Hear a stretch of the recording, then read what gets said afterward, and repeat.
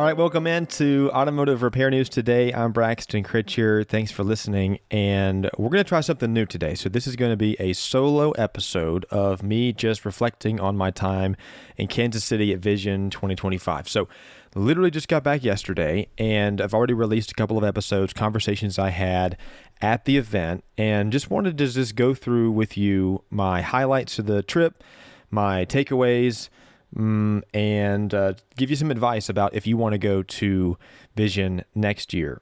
So first, Vision was awesome.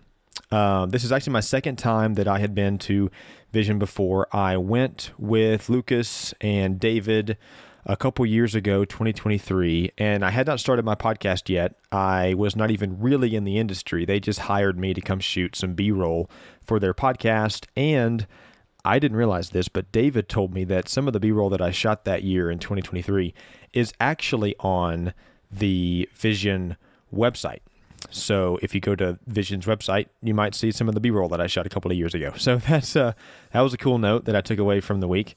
By the way, if you haven't subscribed to the podcast channel, do that now. And I'm trying to get to the point where I release a lot more content for you. So there's a lot of news happening in the industry, especially from Vision, and I'm just learning that it's hard to release 1 or 2 episodes a week because there's just so much going on. So I'm going to try to start to get to the point where I release 3 times, maybe 4 times a week. So keep an eye on that here on the podcast channel. But my first takeaway from the event is that I just love the people in this industry, and I feel like that's probably a cliche thing that you hear, but cliche things happen because they just get said a lot, and a lot of times it's because they're true. And the people in this industry are amazing. The people that go to these conferences that I've now been to 3, ASTA, Apex, and now Vision, twice for Vision, I'm meeting the same people, creating relationships, and man, I don't want to name names because I'm sure I'll forget people, single some out. But, if you know me and we've seen each other at these conferences, you know who you are. And I just so appreciate the support from the industry about this podcast, what I'm doing, and just generally friendship has been really awesome. So it was great to meet Travis and Sherry from Vision. I had Travis Troy on the podcast. That episode's already out now. You should go listen to it. We just talked about Vision and his love for the industry, his love for the shop. He also called out shop owners and talked about that technicians aren't appreciated enough in the industry. Kind of a hot take. Go listen to it, comment, let me know what you think. But it was great to meet Sherry and Travis from Vision. And also, I got to meet, I went on the show floor Friday night. Yeah. So Shopware, 360 Payments, the Change in the Industry podcast had a party Friday night, but just before the party, awesome party, by the way, I went on the show floor and just walked around, introduced myself to people, and I got to meet Chad Schnitz. He is the vice president of TopDon. Chad, if you're listening to this, I can't thank you enough. I did thank you in person, but thank you again on the podcast, because when I got to meet Chad at TopDon and told him about my podcast, he was like, I have got to introduce you to some other people here. I've got some connections you need to make. And so he took 15 to 20 minutes of his time to take me around the show floor and intro me to 4 or 5 different companies that I needed to know to do this podcast the right way, to have the right connections, to get press releases, to keep you informed, and hopefully to have some of these people on for future guests. Well, Chad took time away from his booth to help me, who he had never met before, and so that really made an impression on me, Chad, so thank you. And I will be reaching out because I want to get on that press release with TopDon, and I need to have Chad on the show. So I thought it was really, really, it just stood out to me that he took that time. Even somebody came up to his booth while I was standing in there, and he didn't say it in a rude way, but he was like, hey, I'll get to you in just a second. This guy's really important to me right now. And I was like, well, I feel important here. And there was somebody else at the booth that could talk to this guy too, but Chad was awesome. Loved that connection that I made and looking forward to that relationship. But that just is a quick anecdote to what people in this industry do.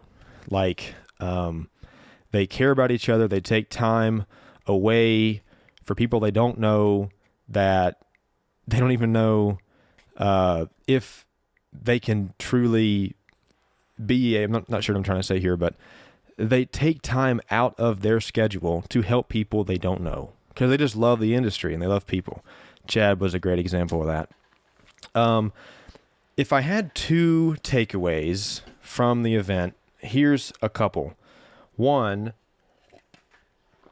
we're a long way from where we need to be in technology, in the industry. So the last 5 years, the technology in the world has so greatly improved. And Chris Cotton and I had a conversation. That podcast is already released too. You should go listen to it. And we talked about the technology in the industry and where we're at. And he said he believes if you were to compare the industry and their use of the technology that we have at our fingertips, he's like, we have smartphones, and this is just a metaphor, but we have smartphones, but instead we're choosing to use dumb phones, old flip phones. He said we're years behind where we should be. We've got a long way to go. He does believe we can catch up, but AI is something that a lot of people are trying to learn. Some are hesitant to get in there yet. I understand that viewpoint. But there's so many things that truly are helpful resources for shop owners, for industry leaders that we are simply not using. And Chris and I talked about that on the podcast. So that's a huge takeaway for me, is that the industry is great. There's a lot of good people, but our use of technology is not where it needs to be. So I learned that this weekend. A second key thing that I took away was my conversation with Lisa Foshee from the Auto Care Association. I've had Lisa on a couple of times. This is actually her 3rd time on the show. I still need to go back and look, but I think she's been on the most of anybody else. At least, bare minimum, she's tied with someone else for 3. So she and I talked about right to repair. And the Repair Act literally just got reintroduced to Congress a few weeks ago, and so we had a conversation about the future of the bill. And my takeaway is that it's going to happen. This bill will be passed. I thought, going into the conversation with Lisa, that it would be this year. That's the reporting that I had read. There is a lot of enthusiasm, but Lisa said we probably should temper those expectations and think that it will be passed next year. She was like, great, it could be this year, but she was like, more realistically, it might take the full term of Congress. So she said she talked about the new administration, the Trump administration, and that they have a lot of enthusiasm, a lot of energy. They're trying to get a lot of things done. She said she doesn't really know where the Repair Act is on the priority list for the new administration. She did talk about the tariffs, but that because it is still bipartisan, and she stressed the importance of it continuing to be bipartisan, that she feels there's really a strong chance for it to get passed. Maybe this year. I'd love to see it happen this year, but she sort of just said, plan for the worst, expect the best kind of deal. So maybe next year for the Repair Act. So that was another big takeaway for me. Also, too, this is not a takeaway, but just an encouragement to you, or something that you should do, is go listen. It's not available yet, but I think it's going to come out this Thursday. A conversation that I had with Uwe Kleinschmidt. He is with DVIDoneRight.com, Auto Tech IQ. And if you are in the Changing the Industry podcast group, then you know about a post that DVI Done Right, David and Lucas were involved in back, I think it was February the 5th. So David and Lucas both use DVI Done Right. They are DVI certified through that website at their shops. Well, David was trying to promote what DVI Done Right has done for his shop. And the post sort of went sideways, a lot of negative comments. You can go back and find it February the 5th on Change the Industry Podcast Facebook page. And Uwe jumped right in there, and he got in the comments. He got into some conversation about some negativity about the website and the numbers that were being displayed. And I just said, Uwe, I want to just sit down and talk about this. Are you willing to have an honest conversation about what happened on that Facebook post? Because there was 102, I think, comments. A lot of them were negative. And so we had that conversation, and I was really happy that we did at the end. A really good conversation. I encourage you to go listen to it, to hear his side of the story and his view of the industry, which I think is a really strong one. And he really is trying to help. So go listen to that episode, by the way. So just if you've not gone to Vision, that was my second time, but if you have not gone, plan to go next year. It's not always the most ideal time of the year. Still kind of winter. It was a little cold. Flights getting out there were a little dicey. But it's worth it because it's a great venue, plenty of hotels around, and lots of fun things to do. Like, by the way, Sunday afternoon before flying out of Kansas City to come back home, Lucas and I went to the Arabia Museum in downtown Kansas City. And it's a museum about, if you've heard of it, I hadn't, but if you've heard of it, it was a riverboat that sailed down the Missouri River back in the 1850s that sunk. All the passengers survived, but all the cargo was lost. And the museum is about the excavation in the 1980s that recovered the Arabia. There had been 2 previous attempts. One of the attempts actually reached the boat, found a barrel with hats and shoes. They then gave up because they were looking for whiskey and gold and valuable items. But when they found clothing, they said it's not worth it. So they found the Arabia back. I think that example was in like the 1880s. And so then the Arabia was lost for 100 years.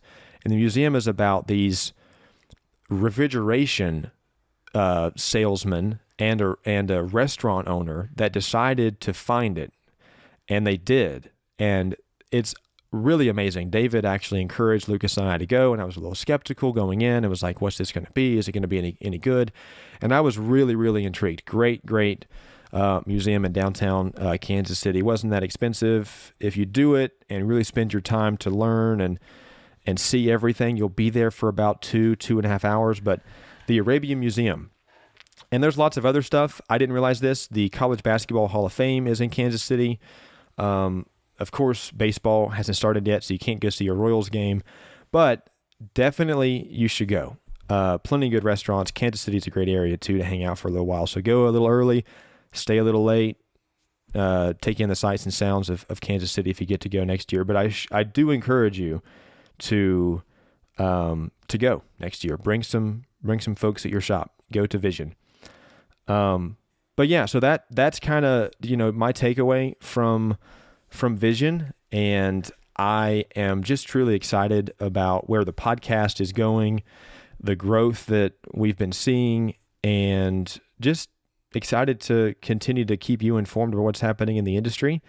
So excited to, I think the next show I'm going to go to may not be till ASTA in September. So kind of got a couple of months off here. I know Lucas and David are going to go to a bunch. They're going to San Diego here in a few weeks, and they'll be at Tools in Pennsylvania. I think that's in May. Then they'll be in Phoenix. But I think the next show that I'm going to is ASTA in Raleigh in September. So if you get a chance to go to that show, link up with me. Would love to meet you. But that's it for this episode of Automotive Repair News Today. My little recap of my takeaways from Vision 2025. Thanks for listening. Hey, if you're still here, thank you so much for listening to this episode of Automotive Repair News Today. If you enjoyed the show, please take a moment, share, subscribe to the podcast. That'll help us out a big deal and help grow the show. And you know what? While you're at it, slap on a review too if you feel like this content is helpful for the industry. Don't forget to follow us on all your favorite social media platforms. We're on Facebook, TikTok, YouTube, Twitter, Instagram, LinkedIn. Stay connected and be the first to know about new episodes, behind-the-scene content, and more. And until next time, let's make the industry better together.